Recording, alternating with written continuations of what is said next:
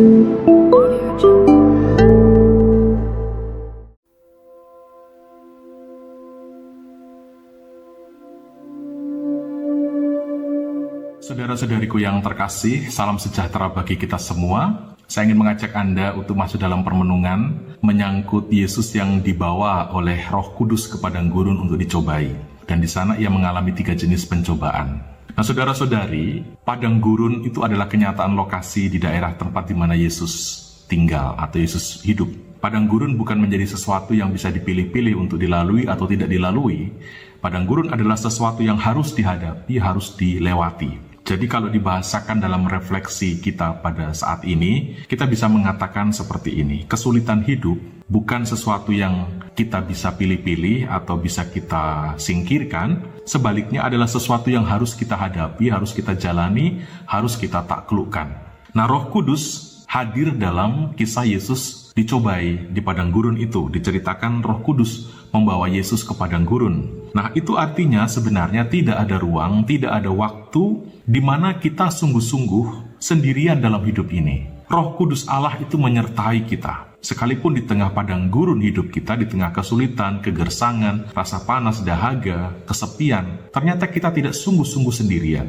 Roh Kudus menyertai kita. Allah ada di situ untuk kita. Allah bukan mendorong-dorong kita memasuki padang gurun, lalu dia berdiri dari kejauhan dan melihat kita bagaimana di dalamnya. Tidak, dia hadir di padang gurun itu bersama kita.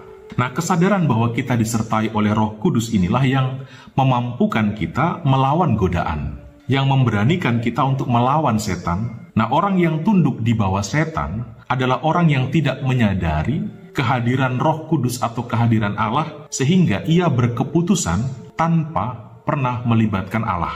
Orang yang mengambil keputusan tanpa pernah melibatkan Allah, dialah yang akan terjerumus di dalam dosa. Nah, saudara-saudari, dalam cerita Yesus di padang gurun itu ada 3 kali godaan dengan 3 jenis godaan. Yang pertama, godaan batu menjadi roti. Ini sebenarnya adalah godaan budaya instan menurut saya. Ingin sukses, ingin kaya, ingin nyaman tapi tak mau berusaha. Akhirnya apa? Kerja proyek asal-asalan, mengambil apa yang bukan hak kita, menipu dan membodohi orang lain. Godaan ini juga adalah godaan dalam dunia yang membudidayakan materialisme, di mana orang berorientasi hanya pada soal perut, soal tubuh saja. Dan Yesus mengingatkan, manusia itu terdiri dari tubuh dan jiwa. Jangan demi menyegarkan tubuh kita kemudian menyengsarakan dan menghanguskan jiwa. Jangan hanya fokus pada hal-hal yang menunjang kedagingan. Tubuh yang bernyawa tanpa jiwa yang hidup itu namanya zombie atau mayat berjalan. Yesus menegaskan manusia hidup tidak hanya dari roti saja. Ada unsur kerohanian juga yang perlu diperhatikan. Godaan yang kedua yaitu menyangkut godaan kuasa dan kemuliaan, nama baik atau popularitas. Yesus menyatakan hanya pada Allah sajalah engkau berbakti.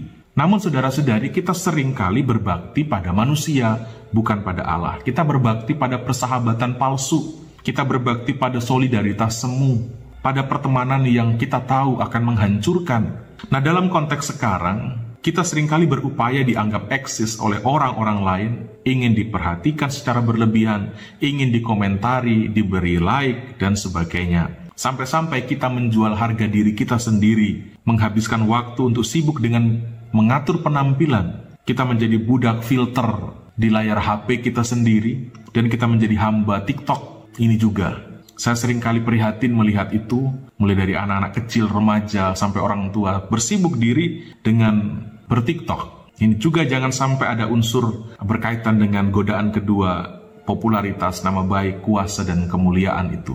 Nah, lebih buruk lagi ketika orang menggadaikan iman demi jabatan, menghubungi orang-orang yang dirasa memiliki kemampuan lebih paranormal, ilmu hitam, untuk bisa memenangkan pemilihan, untuk bisa mempengaruhi orang lain, atau untuk bisa mendapat keuntungan lebih secara tidak halal. Nah, Yesus menegaskan, jangan tumbuhkan persahabatan dengan setan untuk menunjang popularitas dan untuk sekedar menunjang kemuliaan hidup. Nah, godaan yang ketiga, ini menyangkut bermain-main dengan kepercayaan yang Allah berikan. Inilah yang disebut dengan godaan rohani. Godaan untuk merasa lebih istimewa di mata Allah dibanding orang-orang lain. Nah, di luar sana, saya sangka Anda tahu banyak sekali orang-orang yang mengkhotbahkan pengikut Kristus itu pasti akan makmur. Kalau ingin kaya, ingin selalu terkabul doanya, maka jadilah pengikut Kristus. Saya prihatin dengan upaya-upaya pengiklanan Yesus seperti itu. Mereka mengukur iman akan Kristus dari hal-hal fisik. Mereka berpikir kalau beriman itu berarti hidup akan makmur tanpa masalah. Saya pernah punya pengalaman di mana ada seseorang yang kaget-kaget ketika saya sakit. Orang itu bilang begini, "Loh, pastor juga bisa sakit?" Nah, orang itu secara lugu berpikir bahwa kalau orang rajin misa, orang rajin berdoa, orang rajin ke gereja begitu, itu tanda paling jelas hidupnya akan enak, tidak pernah kesusahan, tidak pernah sakit. Jadi dia terheran-heran ketika saya harus minum obat. Mereka pikir pastor tidak perlu minum obat, karena pastor pasti tidak bisa sakit. Nah, saudara-saudari, banyak orang motivasi dalam berimannya adalah agar bisa luput dari kenyataan yang tidak menyenangkan. Ibaratnya, beriman supaya kalau hujan tidak basah, kalau panas tidak keringat. Nah, kalau ternyata setelah sekian lama ke gereja, sekian lama berdoa, tetapi hidup tidak kunjung membaik, mereka meninggalkan Allah, mempersalahkan Allah. Ya, saya ingat sekali, banyak dari kita yang seringkali membuat tanda salib, tetapi isi dari doa-doa kita bermuatan penolakan terhadap salib. Di depan salib Yesus kita berlutut, tetapi sesudah berlutut kita bilang, "Aku tak mau disalibkan seperti kau, Yesus." Hati-hati saudara-saudari, beriman kalau tidak membuat kita mencintai dan mau bergabung di dalam Yesus, mengikuti Yesus dengan cara hidup Yesus itu, maka sebenarnya itu penistaan dan penolakan. Kita perlu cermat di sini. Jangan membuat tanda salib. Sesudah membuat tanda salib, kita meminta supaya kita tidak mengalami salib. Nah, saudara-saudari, Yesus menegaskan mencintai Allah itu jangan coba-coba. Jangan mencobai Tuhan. Serahkanlah dirimu sepenuh-penuhnya. Jangan ukur-ukur. Artinya, saya mencintaimu Tuhan supaya saya begini dan supaya saya begitu. Akhirnya saya sering mengatakan, kita beriman tetapi menjadikan Tuhan sekedar sebagai alat untuk apa yang kita inginkan itu terpenuhi.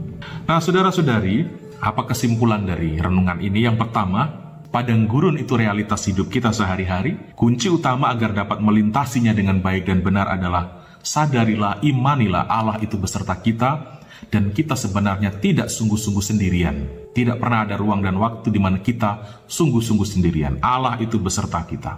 Jangan pernah ambil keputusan-keputusan tanpa dikomunikasikan dan dikonsultasikan dengan Allah. Yang kedua, hidup ini bukan hanya soal perut, bukan hanya soal makanan, tapi juga soal jiwa. Jangan hanya sibuk soal materi, tetapi mari kita peduli juga dengan kehidupan kerohanian kita.